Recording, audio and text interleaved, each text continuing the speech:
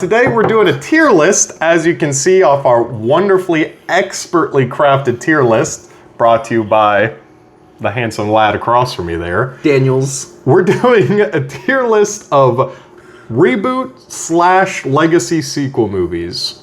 So if you don't know what that is, it's called Google. Check it out. It's great. Very nice. It's a reboot is remake of a movie. Legacy sequel is made several years down the line. We'll get into it.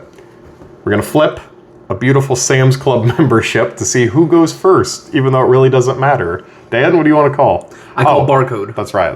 We already did this. Oh, it bounced on the side. I know. Barcode never fails, like they say. Excellent. And Jack's parents, if you're watching, thank you for letting me use your Sam's Club membership. Anywho's, I with the first pick. I like how you closed your eyes. Like they're not red. Oh, Dread. Okay. We were just talking about Dread before this. We were. Or as I like to call it, The Raid. Yeah, it's The Raid with a mask. Slap that in a B for me. All right, I guess we should talk about the scenario. The person who picks gets to place it. The person who doesn't gets to argue it. And we'll do case in point. I think Dread's an A. Hit your point. Okay. It's really good. It's like, if you think of it as just clearly a remake of The Raid, it's probably not that great in comparison. But I think on its own, I think it's a fantastic movie. I think it captures the character, originally comic book character from across the pond. You know, to be fair, that might be where we're getting hung off, because I just looked at this like an independent property, That's fair. I looked at it like I can just go watch The Raid. That's fair. I think it's from across the pond. It's a satire. It's kind of RoboCop vibes to me. I really like it. I think it's very solid action. I think Carl Urban is fantastic, as always. Like, he is in everything. Underrated. Oh, no, since The Boys, he's rated. Yeah, you're right. Get out of here. Don't come see us.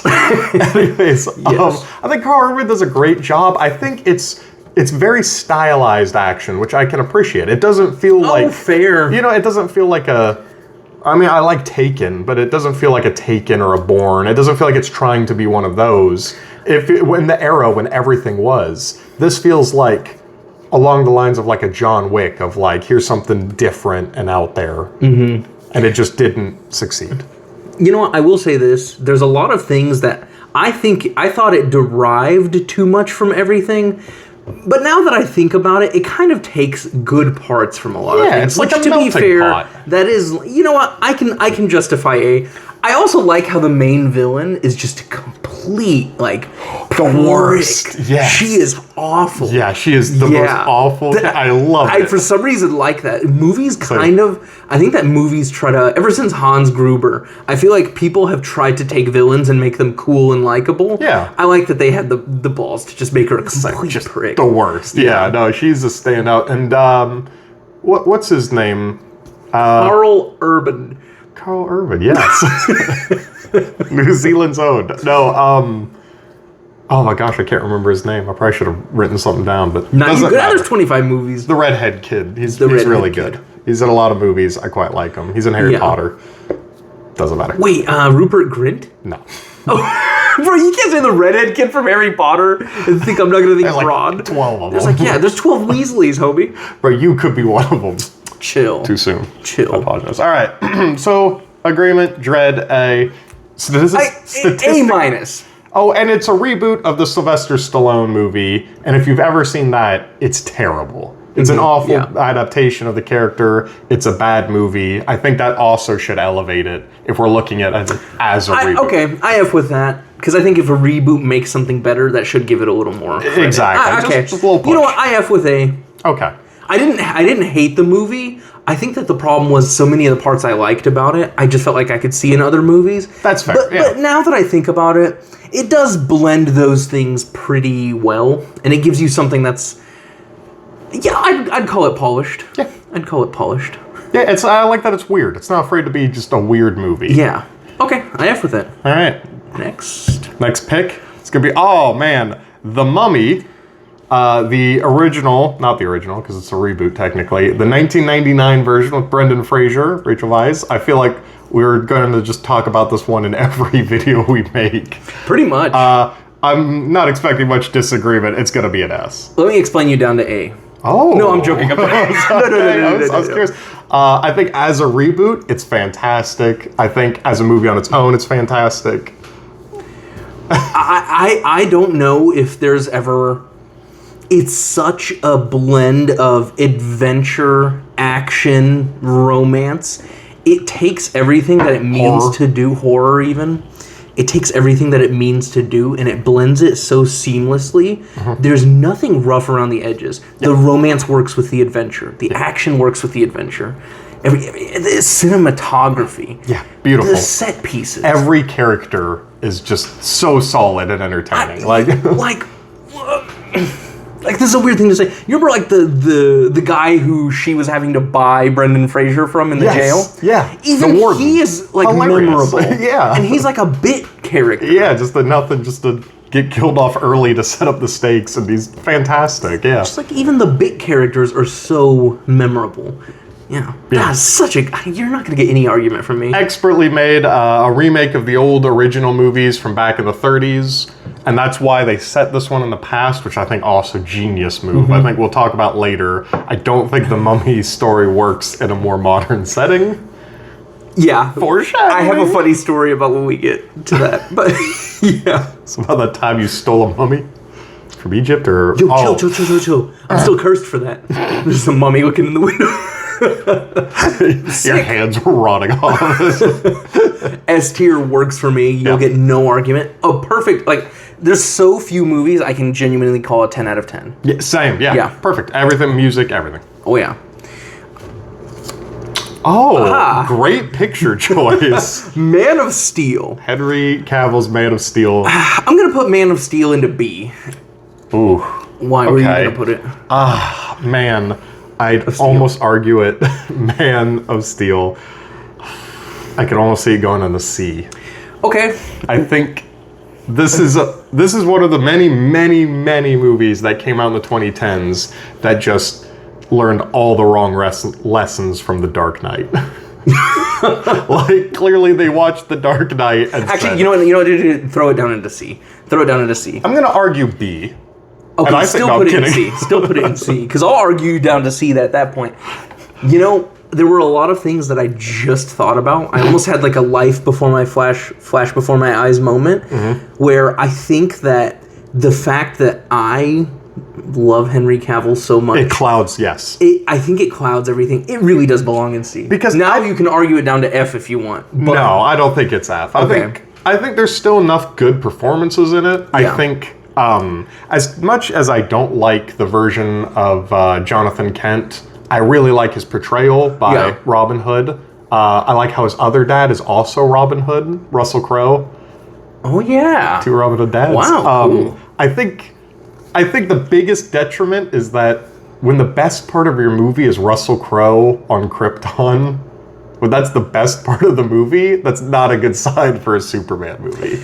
There were a few things that...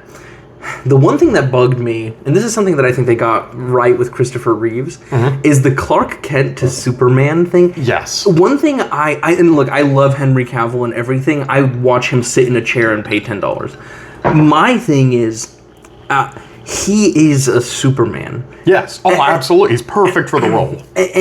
But the problem is, it's like, even in scenes, I think it cheapens scenes like in the diner, where he's basically getting bullied by people, where it's just like, okay, just as a man, he could just beat their ass. Yeah, I know. These are like fat old rednecks that he could just like beat their ass. Like, I know. Like, you don't even have to. This isn't even like I must be Superman. It's like, no, if someone's gonna like bully you and harass people, just beat his ass as a man. Like, if I saw Henry Cavill like lift the guy over his head and throw him out a window, I would be like, he's Superman. I'd be like, yeah, that dude's like 6'4", huge. Like, and then he just throws his 18-wheeler into like stuff, and it's just like absurd. And I was kind of like, all right, did that really like show him? It's just... I mean, because it's like what did that teach the person? I know, yeah, exactly. Yeah, he just destroyed his livelihood. Yeah, it's basically, crap, I can't work. No, I just think that... I don't know, it's just too dour. It's too gray. I love some of the fight scenes are incredible. Yes, they are. Like, they really capture that feeling of, like, these are, like, super powered people. Also, the music. Oh, God. Incredible. Constant. That's one thing I was disappointed with the newest Superman, is that I really respect them trying and making a new theme. Oh, you know what I mean? Yeah. I'm glad it wasn't. I'm glad that whole movie, like Superman Returns as well, as an example, it doesn't ride the coattails of nostalgia. It was doing its own thing. It was doing a big swing. Mm-hmm. It missed a decent amount. I don't know why he went to see a priest. I remember being confused, even in theaters, of like, he's got two dads he can, like, he's got a, well, I guess at that point one of them was dead, but still, like, he's got his ghost dad he can talk to, and Yeah. I don't know, it's just weird things like that. And Yeah, I think that, like, my problem is, overall, I really like it. It feels like a B to me, but I'm just wondering how much of that is, like, great music, love for Henry Cavill, yeah, great effects. great effects. Great fighting. What's his name? The bad guy is incredible. Michael Shannon. Zod. Zor. Oh. No, General Zod. He is Mike great. Shannon. Oh, he's incredible. Man, gosh, is this a B? No. No, because he kills too many people. Well, no, because I'm trying to think. I'm trying to think. Yeah, you might think it's a C, but I'm trying to think if I think it's a B. No, I'm happy with it here. Look, I think the final fight where he's killing, they're just doing 9/11 times 100. Fair. I think that's poorly done. Yeah. Go ahead. No, I was just. Oh, I think that final really kind of hurts that, like, I feel like he just doesn't care. It's a lot of, like, here's something that'll look really cool for a trailer or a music video that doesn't work, which I think is Zack Snyder's downfall in every movie. Okay. I can live with C. C plus, B minus. Okay. Stick it in the middle of those two. No, I'm kidding. No, too much. All right. Creed. Creed, okay. Have you seen Creed? Wasn't it my turn? Like it matters, Creed. I'm sorry, man. I have seen Creed, yes. I'm going to put Creed in B. Okay, yeah, that's fair. The reason that I put Creed in B is, for one, I like how... Okay, so for one, I like how it is... Rocky had his great era. For some reason, I actually just like that Rocky stays in character as Rocky and trains the next guy. This would be our first Legacy sequel. Yeah. An example of it, too, yeah. And I really do like that, again, Stallone takes the back seat, and almost in a similar way of, like, how the boxing career is portrayed, where he's going to give his skills and his chops to give the young gun the spotlight. Yeah. He's almost doing that both through acting and through, which is like Michael B. Jordan, a great actor. I think Michael B. Jordan's going to go down as one of the great actors of all time. Absolutely. Yeah, no, that's... It's kind of like him taking over a franchise and being the new face of a franchise. It's very handed down to him. Absolutely. And I like that they aren't afraid to say that, but at the same time, I think they do a really good job of it. I think their interactions are great. I really buy into the whole mentor-mentee relationship. I think that's the best parts of the movie. Yeah, absolutely. I only give it a B for Michael B. Jordan. I really like his performance, but other than that, I'm not a fan. That's my thing, is I think it's a better movie. Like, I think it's more entertaining than it is just good. Because that's fair, yeah. To an extent, again, yeah, I think everything outside of the boxing, the mentorship, the passing of the torch, if you will, I think all that's great. But outside of it, it feels a little empty. Yeah, it's almost forgettable. It didn't grab me the way that first Rocky did. Exactly, yeah. Whereas Rocky is like the perfect sports movie. I love Rocky so much, and I think that hurts it. I know it's not fair. I think it hurts it for me too. I'm comparing it too much, and I know that's probably not fair, but like, make a better movie. I think one of the worst things that happened was them taking Stallone out of the Creed franchise. Yes, I agree. Yeah. They couldn't have let him just die, scary movie style. Yeah. Yeah, I know. Yeah, that is weird, and again, it felt almost like, because they already tried the whole mentor thing to Stallone with what was it, Rocky Balboa, right? Rocky 6, right? Yeah, and I don't know. Yeah, it almost feels like recycled. You know what I mean? There's something about it. It just doesn't feel like Yeah. I don't know. That's why I think even the later ones feel more original and like that third one. The third Creed? Yeah. I love the third Creed. Yeah, I feel like you can really see them coming into their own style and stuff like that with that one. This one feels a little more... Also, Jonathan Majors is great in that movie. He's so good. He is. Yeah. Anywho, cool. Yeah. I think B is pretty fair. Yeah, I think so too. Yeah. Okay, your turn. Oh, wow, I get to go finally. All right. Oh, The Thing. So that is the original The Thing. Well, no. It's technically a reboot of the 30s. Black and white. So this is John Carpenter's The Thing from the 80s. I'm going to be very shocked if I get any pushback. I mean, one of the absolute best movies. That's got to be an S.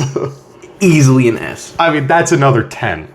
That's a 10 out of 10. That is my favorite movie of all time. Yeah, I knew that. We literally have our 2 favorite movies of all time on the list. That's what I figured. I wanted to try balance it out with movies, good, bad, mid. I mean, look at that. You're in good balance so far. Is just, I mean, it is like, if you want to know how to make a movie, that's it. Mm-hmm. That's like the most movie. Just the effects, the acting, Keith David, a great underrated actor, Russell Crowe. No, Russell Crowe. Kurt Russell. Kurt Russell.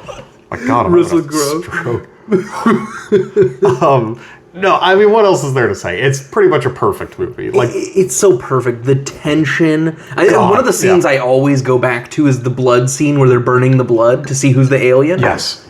Tension done perfect. The whole movie is just the personification of paranoia. Yeah. It's done brilliantly. The actors are great. Out there in the middle of nowhere. The settings are great. The effects are great. It's just such a perfect, well-polished movie. It is. It's beautiful. The creature feature special effects of it is what makes that like just 10 out of 10. That bit when they use an actual amputee to clamp a guy's arms off is like one of the all-time craziest scenes. That's the first thing I'd ever seen of that movie. I saw that on YouTube. Oh, wow. Before you watched the movie? Before I'd even watched the movie. Oh, nice. I saw it on YouTube as a kid, and it burned into my brain, and I was like, I have to see this movie, because it's the most insane thing. Excellent. Yeah, I mean, what else is there to say? It's perfect. John Carpenter's one of the all-time greatest directors.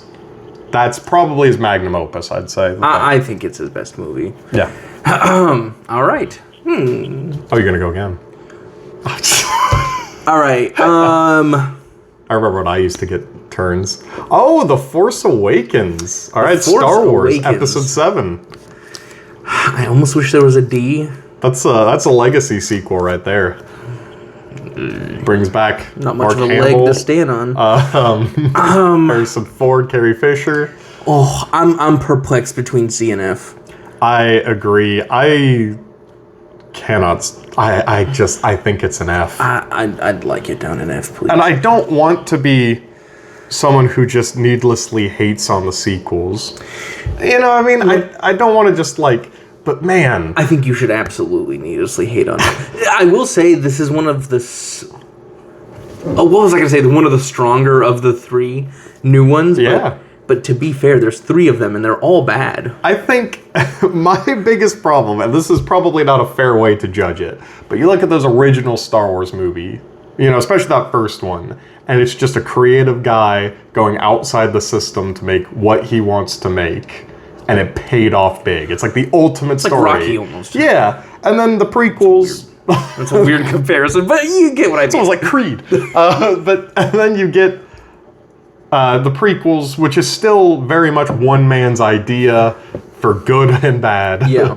But then you get to this, and it just feels like the most corporate mandated, no messages, no edit, written by a boardroom of people to... Yeah. It's just so unpleasant and upsetting. I just don't like it. It's my least favorite of the Star Wars sequels. Yeah. I look at it and I really? just see... You liked it better than the 8th movie?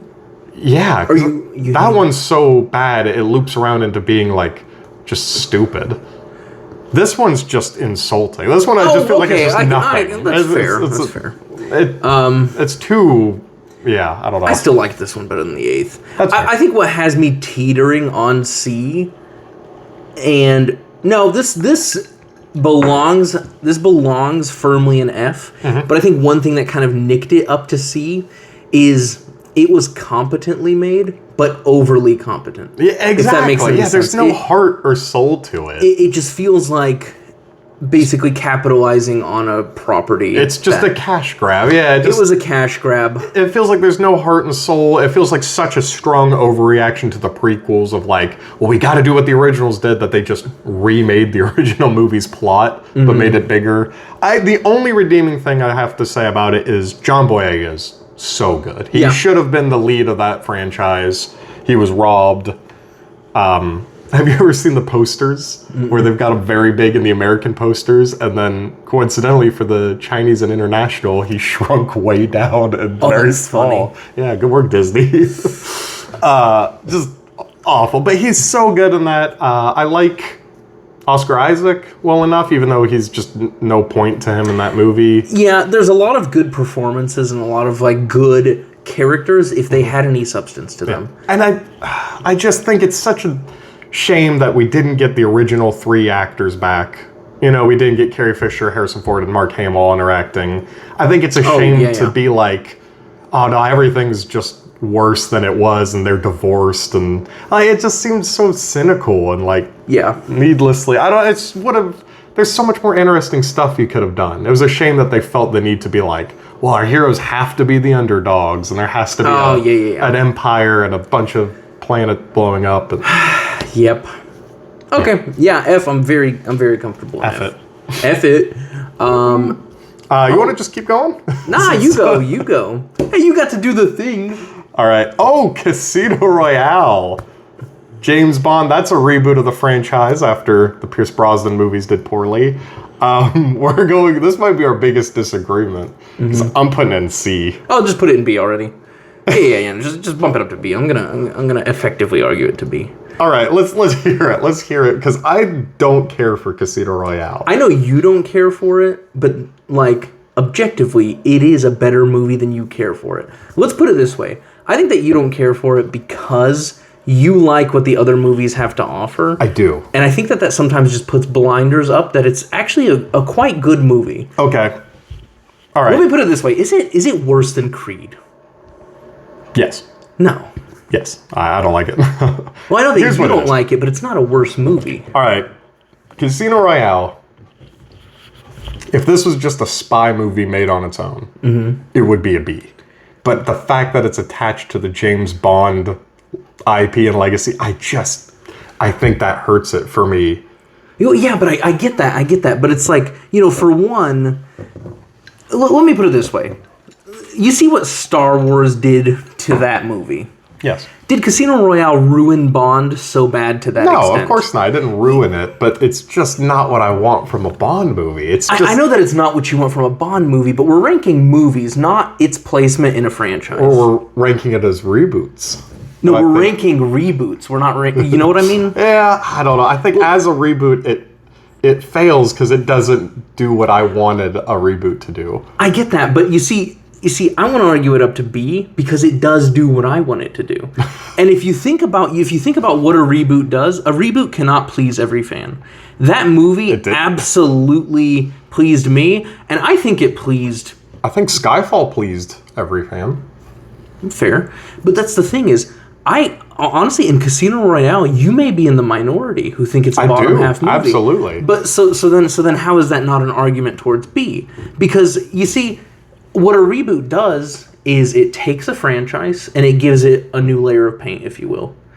And it's the same house, it's a new layer of paint. And for a lot of people, myself included, who think that's a top 5 Bond film, it did exactly what we wanted. It kept the franchise going, I will give you that. That's actually a very good point. It let us have Skyfall. It let us have... Spectre. And we both know... No Time to Die. And we both know that... I'm kidding.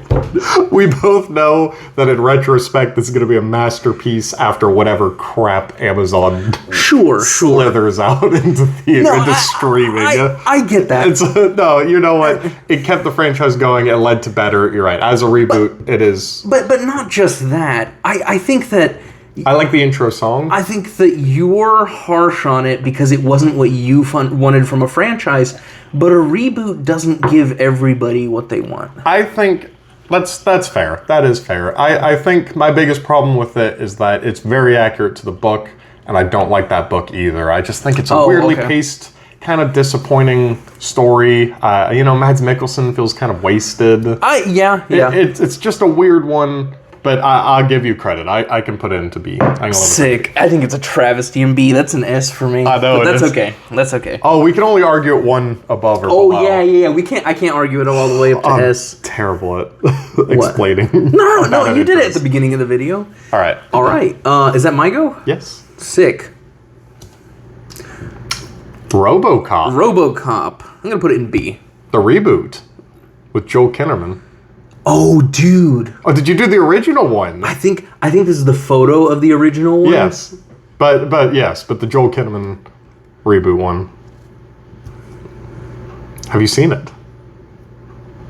I know I've seen it, but I saw it kind of when it came out-ish. Yeah, I've not seen it in a long time either. Where would you like to put it? I think I put it in C. Yeah, that's fair. Okay. It had some good ideas. I'm gonna be real with you. For some reason, I thought we were talking about the first RoboCop. No, I don't think it's a reboot. I think we're good. Okay, sick. No, yeah, I think I just messed up on the photo. You did. Okay, either way, I still have seen it. CGI designed RoboCop. Either way, I still have seen it. I think that it just took what RoboCop did and did it worse. That's exactly. It. That's just literally it. It just seemed like they were like, oh, fans of RoboCops as kids will probably come watch this because of the property attached to it. Yeah, and they made it PG-13, which I think is a huge, just why? What are you doing? I don't know. It's not a terrible movie. It's just not good either. It's kind of nothing. I think the only scene I really remember and really liked was that bit when they show him everything, just what's left of him. And it's just a hand and lungs. And it's why would you show that to him? What are you doing? That's gonna they kind of tried their own thing. They kind of tried to make him a little more human. They kept his hand. He had a little weird visor thing. I love Joel Kinnaman. I think he's a great, underrated actor. Yes. It's just, as a RoboCop sequel, it's just bad. It's just nothing. My thing is, when I see a reboot, I want to see them.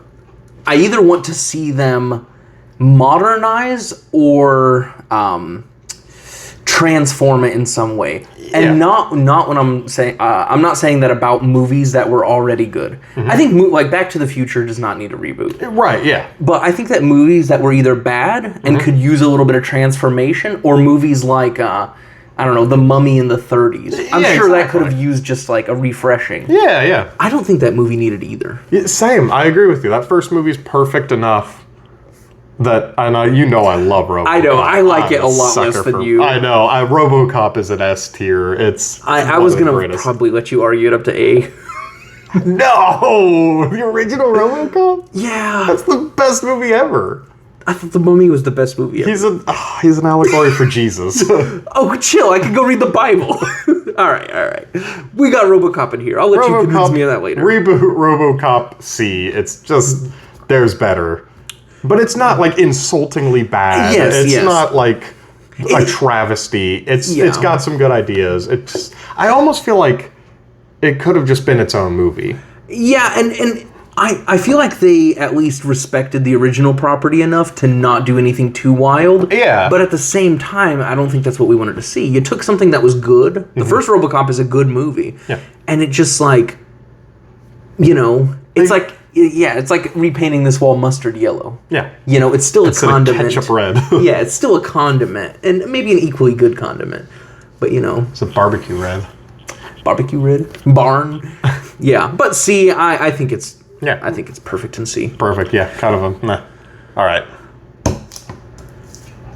The first Mission Impossible, Tom Cruise. Now, I'm curious. Do you think this is a reboot or a legacy sequel? Because, to be fair, it is Jim Phelps from the TV show, John Voight in that first one. It is the same character, not the same actor. He did not like what they did with the character. Yeah. It's very much a passing of the torch. I feel like it's a very early example of a legacy sequel. But, It's an interesting question. It's really between B and C for me, honestly. Let me talk you up to B. I'm not a big fan of the first Mission Impossible. I like De Palma's style. I like very paranoid spy thriller, very grounded. Mm-hmm. Besides that ending, the ending just ruins it. Yeah, the ending is bad. My thing is, I feel like we make a little more fun of the ending because of the terrible CGI and stuff like that. Yes, and exactly. I think it was less of a disappointing ending more than it was just like worse execution on the ending. Yeah. I feel like it was executed poorly more than it is just an actual bad ending. That's fair, yeah. There is just so much throughout the movie that I really do like. I like Ving Rhames, of course. I like Ving Rhames. Always love him. Yeah, it's perfect. I like the beginning... Armies. Yeah, the meats. Yes, he does. I like that it starts with the plot twist. Oh yeah, I like that the team kind of like you're like, okay, this is the team. Yeah. What are they gonna MacGuffinize? And but then it was just like, oh no, they all get killed off. And yeah, like it's like a paranoid spy movie. He doesn't know who to trust. I love like the dynamic between him and I forgot what her name is in the movie, but the one who survives. Yes. And just the fact that he immediately mistrusts her. He doesn't know who to trust. He doesn't know whether to trust Kittredge. Yeah, and that's what I feel like the ending kind of throws away, because I feel like it's too big and bombastic of an ending. I feel like it should have been maybe a little bit more lower stakes. I agree. Hasta lasagna, don't get any on ya. That's what Emilio Estevez says at the beginning of that movie. Anywho's I don't know where that came from. I think that where it comes off good, or why I should be in B, is I think that everything throughout is good. I think that they really do make a good small scale, and it's actually sometimes it's a joy to watch with just how big they've gotten, where everything's a nuke and everything's humanity destruction. Just to kind of have like a bottle good spy film. It's not great by any means, and against the ending, I think it was poorly executed more so than it was an actual just bad ending. That's fair, yeah. And I think honestly, I think the MacGuffin extraction in this one was so good and so tense. It knocks it up to B for me. That's fair, and they even bring that guy back. Oh, yeah. The voice of George Stobart from the Broken Sword games. There's a niche 90s point and click. I don't know what that is. 90s point and click adventure games. Everybody knows it. Come on now. Anyways, I can agree. Yeah, you're right. Okay. The MacGuffin extraction, the titular scene there, is so good. I like his sleight of hand. I like that bit where he does the sleight of hand and he tricks the guy. He's like, oh, you think I gave you the real list? The guy throws it away and he has to like fish it out of the trash. All right, yeah, you know what? That is a good team. I like how some of his next team he builds is kind of like more rough around the edges and stuff. All right. I'll give you a B. Sick. I can live with that. Good. All right.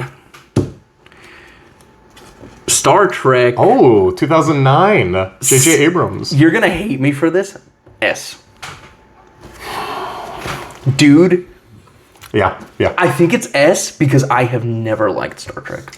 That's fair. And I think Chris Pine is not Pine. Chris Pine. Right. The Prime Chris. Dude, this movie made me go back and watch the old Star Treks and realize I don't really care for these. Oh, there you go. And I think that I love that it's a good underdog story. Mm-hmm. I love that it's kind of like one of those it's almost fish out of water in the sense of like there's just a world beyond him. Yes. And almost like it's one of those movies where you really feel like someone has a destiny that they need to fulfill too. Yeah. I just think that the cinematography is great. The sets are great. I love the acting. I love the relationships. The action is good. Even the music is good. I just don't know much I hate about this movie. I'm putting it in S tier because of the cast. I think that is a perfectly cast movie. I mean, Zoe Saldana, of course, the main two, of course, are both great. Yeah. I think, oh gosh, what's his name? The guy that does Spock. I think he's he's okay. He's not my favorite. Zachary Quinto. He's okay. With Spock? Yes. Yeah, but... He's okay, but then Chris Pine, Carl Urban, again. Hey, Carl Urban populating the Kiwi. No, I love Carl Urban. I love, oh my gosh, the guy who's in Cowboy Bebop. What's his name? Dog, you're the actor guy. You're the actor guy. He's Sulu. He gets a great action scene. I remember really liking that. Oh my gosh, I really like that actor too. And literally on my list of underrated actors from last episode, plug. Bruce Greenwood was on my list, and I scratched him off last minute, and he's fantastic in this. I mean, it's just... that's why I'm willing to put it in S, because I think it's a pretty solid, fun sci-fi movie. You know, it is a good passing of the torch, but I think it's just so well... Even Chris Hemsworth is snuck in there as his dad at the very beginning. Whoa! Yeah, Chris Pine's father is Chris Hemsworth. Wow. Yeah, very early. I'm probably going to rewatch this one. Yeah, same. Yeah, it's very rewatchable. Yeah. I still think the third one from memory is my favorite. That's not Into Darkness. That's Beyond?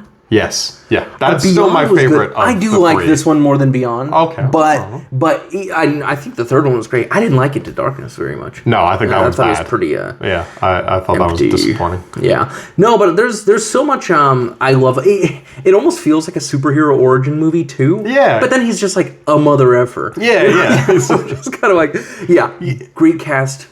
It's J.J. Abrams' best movie, in my opinion. I think that's his absolute best. Not MI3? No. Okay. I don't like MI3. Yeah, me either. I think most of his movies are boring, but he just captured something with that one. That's just... Yeah. It's really solid. It's a good... It felt grand, too. Yeah, it did. And I feel like it kind of kept...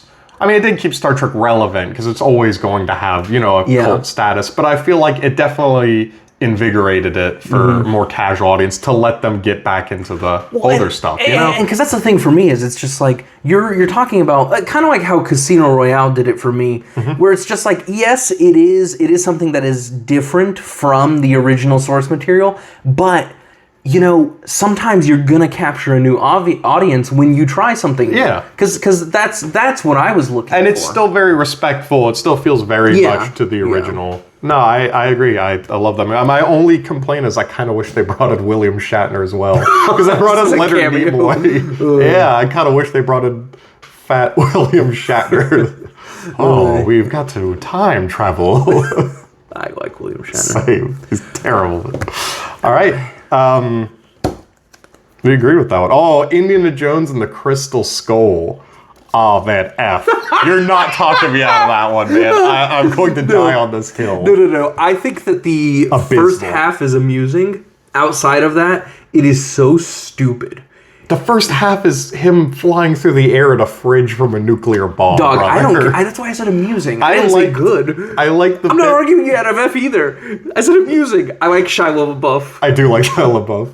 I like Shia LaBeouf at the very beginning of that movie when they're... Not at the very beginning, but when they're in the college and they have a motorcycle chase. I remember thinking, oh, maybe this movie has something. And then it's just a series of just kicks to the nuts, that whole movie. I watched that movie 3 years after it came out. And I remember being 15 to 20 minutes in and I'm like, man, everyone hates this? We're building up to something here probably. Yeah. Dog, what is that ending? Oh, yeah. It's so crazy. It just drives off a cliff, literally. Yeah. It goes off a cliff. I don't understand what... it just seems like such a... Because I know that there's always been, mystical things, and to be fair, the Ark of the Covenant... Biblical, yeah. Depending on where you stand on that, I'm always down for it, because, I think that the Bible is literally true. And, so it's always worked for me being a little more, I don't want to say mystical. Yeah, no, but it's biblical. It feels very, and you know what? Spiritual, let's call it. Yeah, and I think that works for those genres of movies as well. I think that makes sense. Because it's historical. Yeah, and it's set back in, the 30s, and, a more, when the movies back then would be biblical, grand stories. And it makes sense to do... Okay, we're in the 50s, let's do aliens. Yeah. That's not a terrible idea. It's just, I don't think Indiana Jones fits with aliens. There's something about it that, I think that they could have made this movie. I was just screaming at the TV for it to start making sense. When we were getting, 20 to 30 minutes from the end, I'm, screaming, guys, reel us back in. But the real treasure was knowledge. Dog, no!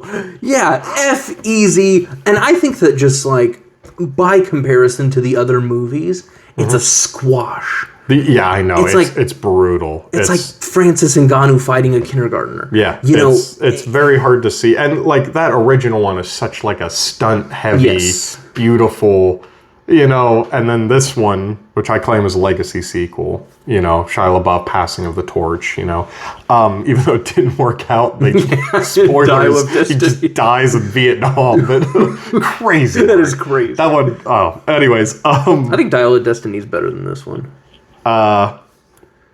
Anyways, I don't know. This one was just disappointing. I like that they brought back Marion from Raiders. I think she was the best girl from all the Indiana Jones movies. I mean, tough competition.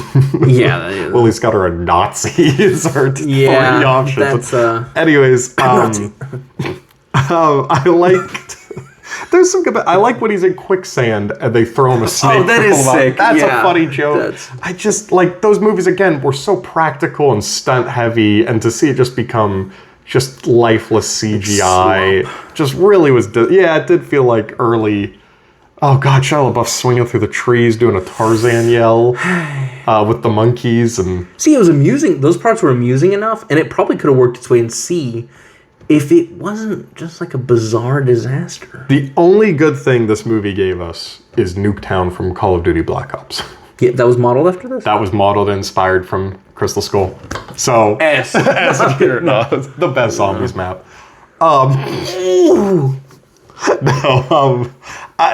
Disappointing, bad, insulting. I do not care for Indy 4. Okay, cool.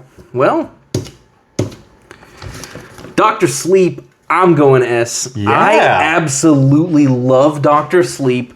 I have been dying to hear your thoughts on it. I love this movie. So I watched it as per I had to, and then I was like, you told me to tell you when I finished it, because I had to watch it in pieces. Unfortunately, I have a job. It sucks. I have a job. You're right. No, I'm saying I had to watch it in pieces because of my job. I wasn't saying that you have a job too. I am busted up right now, though. No, I had to watch in pieces because other stuff came up. And you said tell you what I finished, but I wanted to save it to have a discussion on the air. I absolutely loved this movie until the third act. Oh, did the third act do it for you? Was it going back to the... I don't hate it, The Overlook. I would put it at an A tier.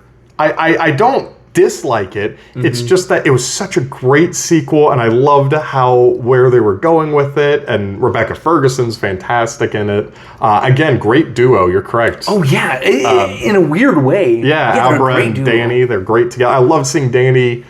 I love too, when you look at The Shining, both the book and the movie, it's very clearly like, I mean, not just about, but it's very heavily like about alcoholism. Mm-hmm. And I like that you get to see him go through the same, they made a sequel and still had it about alcoholism with a different character. And I really love that. There's a bit where he's talking to the bartender at the end. Mm-hmm. I was floored. I loved that. Yeah.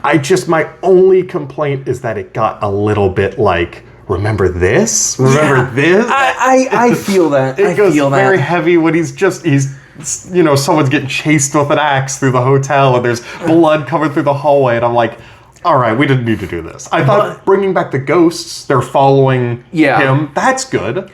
Yeah, the one thing I do forgive about the third act almost being borderline nostalgia bait is it was also him revisiting his trauma. Right, Just like he worked through the trauma of, basically the trauma that he was suppressing with alcoholism. Yeah. I feel like those things creeping their way into the third act. And he has to actually face it and he has to actually face... and be better than his father. It's a very good cyclical... And that's why I think the third act is not even bad, but I don't think it's bad either. Yeah. It's just... It is weaker than the rest of the movie, I will say, but I just think that as I've thought about those things, and I guess like on my third or fourth watch of it, I've seen this. Wow. I've seen it 3 or 4 really like this, huh? I like it a lot, but same. I'm keeping it in. I would like it to be an S, and I'll give you S just because of that scene where they're in the woods with lever action psychic vampires. Like, what? Come on, that's pretty great. It's a sick movie. I'm really glad that you finally watched it. No, I really loved it too. It's one of those hidden gems. Yeah, I don't know why people don't talk about it that much. I love his role as the Dr. Sleep of comforting, and like that was really good ending. Or really good like progression for his character. I really like. I think my favorite parts were him talking to Hallman from the first movie. yeah. His mentor. I love. There's one bit where he's like, "Oh, why me? Why do I have to do this?" And Hallman's like, well, why am I still doing this? Like, that was really good. I'll give it S. That's fair. Sick. Okay. All right. What a good, by the way, what a good, like, S I know, yeah. tier thing going on. All right. My go? Yeah. Dan here, in desperate need of a haircut. Guys, we're cutting the video there. This video was way too long. We gotta cut it into 2 pieces. But we love you and